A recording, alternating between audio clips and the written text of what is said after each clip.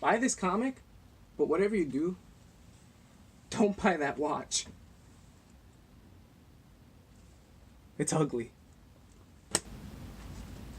Welcome back, beautiful people, to Culture Talks. Frankie here, and in today's video, we are all set and ready to review Shuri #1, a comic book I've been personally excited for since the summer. I'm super excited about it, and I know some of this might not be interesting to you guys, but I think it might be interesting to someone who wants to get into comics or into Marvel or into the Marvel Cinematic Universe. Watch this video if you're really interested in, because this is going to be really, really fun and probably historic. I think it should be historic. But let's dive into it. To start off, this is Shuri #1, issue 1. Right now, it's not a short. It doesn't seem like it's going to be a short series. It's going to be an ongoing series. Looking by the cover, this is exactly what reeled me in. The name, the cover art, everything about this is what got me excited when I saw the preview in the previews catalog. For those of you who don't know, or who don't collect comics or don't read comics, there's always like a monthly or upcoming catalog to let you know what's coming down in the seasons, the fall, winter, all the seasons. And this was coming out just yesterday. It came out. Got it. Should have picked up 2 or more, and maybe I could have shared some with some people. But this is what's gonna set the Marvel Universe ablaze. I think personally, this is what's gonna send people out of control. It's mind-blowing and hard to think about, because this should be something that'll be inspirational to not just people, but black culture and young black children, black girls, little girls who want to grow up and do something with their lives. This will be the book and color and imagery that should look towards, especially now in our generation where we need more positive things. This is going to be the one to do it. You're probably thinking that's a lot of high praise from just one comic. Well, you have to understand something. Black Panther, as most of everyone in the world saw, was the highest grossing film of this year. And out of that came an array of characters. Shuri was one of the standouts with her pop culture references. Actor Miss Wright just killed the role. And in fact, I reached out to her to see how she feels about Shuri #1 essentially being created because of her portrayal of Shuri in the first Black Panther movie, and her portrayal basically led to this creation of a comic. At least that's what people are saying. I personally believe it too, because she was a standout of the movie. After that, I started following her on Instagram. I thought she was a great actor and just a great overall positive person. So I think she's the model person to kind of bring this back into the comic book universe, you know? A little bit of background information about Shuri #1. It's headed by a very good writer, an unknown writer to me at the time, unfortunately, but before doing this video, I did my homework, and it's actually being written by Dr. Nede Okorafor. Pardon me if I butchered your name, Doctor. I do apologize.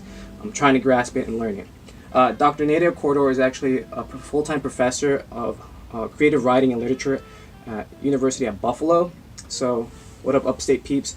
You have a really good professor writing for Marvel. Awesome. So, Dr. Okorafor is actually not new to the Marvel writing universe. She's actually written for Black Panther for a short series. And it's really exciting because if you look into her background, her genre and her style and her main focus of writing is sci-fi. So this is perfect. This is perfect because it's just going to be more inspirational. Representation matters, and seeing this, it melts my heart, and it just makes me even more excited for what's going to happen for this comic book and this series. And you just have to be excited, especially if you're a comic book fan, and especially if you're just someone who loves diversity. I'm a diverse guy. I love diversity. Some people are afraid of the D word. Don't be afraid of the D word. Don't be a child. Don't be a child. Another little quick fact about this comic book, it's actually going to be penciled in by Leonardo Romero. He's actually a fairly new comic book artist into the Marvel Universe. He's done a few things for Captain America and Incredible Hulk, so not unknown names. He's done Hawkeye, the female version of Hawkeye. And so his style of art so far captured me. He didn't do the cover, just the cover art. Usually the cover art is like brought in by another artist or they collab together to create it. His penciling in the pages and his coloring of the pages is by far one of the best I've seen so far. At first I thought, how am I gonna, is this my style? And honestly, yes, it is my style. You never know what you're gonna get with comic book artists. You're so consistently always reading and analyzing the art for different characters and for different artists, for different writers. Everything varies in the comic book. In the short amount of pages, there's so much to analyze and to take in. And Romero is gonna do, I think, a fantastic job because he puts that style and he does the justice of comic book arting and artists everywhere. If that makes any sense. I know I'm like jumbling and throwing a lot of things out there, but it's just it's a little blowing me away. I'm blown away by everything I've saw already. And just to give you a non-spoiler review, because I'm trying to avoid spoilers here, one big thing is right at the end of this, it gets you more excited because of what I know about the character. A non-spoiler here. This has been around for years. I'm sorry if you didn't know this, but it was bound to happen. Shuri's been the Black Panther before. I taught that to one of my coworkers back when I was working in the leasing office in Queens. She had no idea. She had no idea Black Panther so much. In fact, she was all in Black Panther. She was kind of a little bit of a bandwagon kind of fan and started buying comic books. Went to this convention that wasn't even a Comic-Con and just bought like really expensive Black Panther comics. But I applauded her because she wanted to learn, and I taught her about Shuri, a little bit of history about Black Panther and his family. Shuri has been the Black Panther, and it was kind of hinted at in the movie. You may have remember the scene where she's raising her hand. That's actually kind of a nod to the animated film where she tries to fight for the Black Panther mantle. In the comics, she doesn't necessarily fight. She takes over as the Queen of Wakanda when T'Challa leaves. I'm not going to get into it. It's a very silly reason for why he leaves, but she essentially takes over the mantle and the throne and is the Black Panther for a good amount of time. In fact, I applaud Dr. Acorde for bringing back the history of Shuri and her time as the Black Panther in the comic and hinting at what can be and what still can become something with Shuri, especially in the Marvel Cinematic Universe. So this is the stepping stone for so much more, and that's why I was getting really excited because, again, diversity, representation, all of this matters.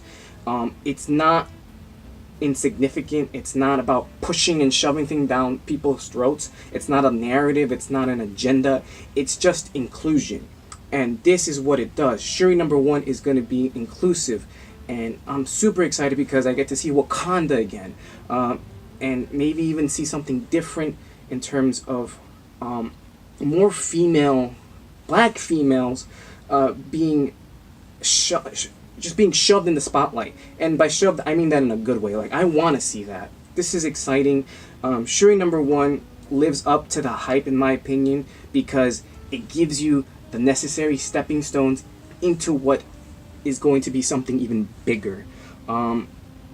It's very female powered. If you don't like female power, don't read this. I can't tell you how to feel about female empowerment or feminism, but this is going to be the moneymaker when it comes to inspiring young black girls everywhere and just young black children everywhere.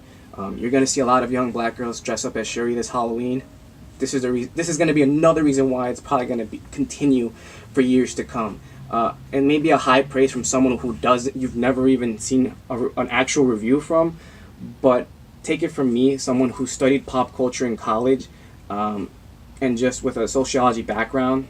I love analyzing, and the way pop culture has been moving and trending for more diversity, and we're pushing Hollywood to be more diverse. I can't not ignore that and applaud it. This is going to be game changing. And I encourage anyone and everyone who wants their daughter to take, an example out of a character, read Shuri #1 to them or read it together, buy it, support Dr. Acorde, I'm sorry, doctor. I know you're gonna hate me if you ever see this video for butchering your name, but read this, support her and Romero. I want to say it in the most Spanish accent than I can. Just again, I wanted to make this a quick review, but it turned out to be a little bit longer because there's so much to talk about. And if you want more of this is why I created this channel. Give a thumbs up, like it, share it.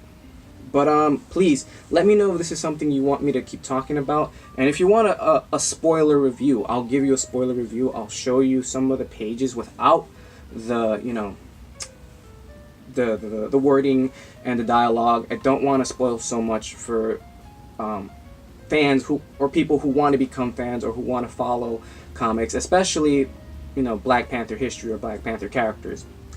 So Shuri #1 is a 2 thumbs up. It's 5 apples out of 5 apples. 5 big apples out of 5 big apples. Get it? Because I live in NYC, Manhattan, where the Big Apple, it works, you know? It works, right? Never mind. Forget I said anything. Anyways, that's the end of the video. That's the end of my review and high praise for Shuri #1.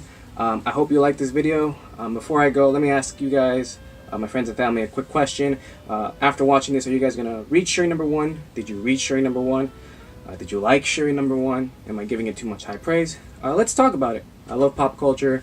I love comics now. I know it's been a thing since I was a kid, and it's still a thing for me as an adult. So I'm willing to talk about anything and anything about diversity and culture, especially this right now. So let's talk about it in the comments section or on Facebook. Let me know.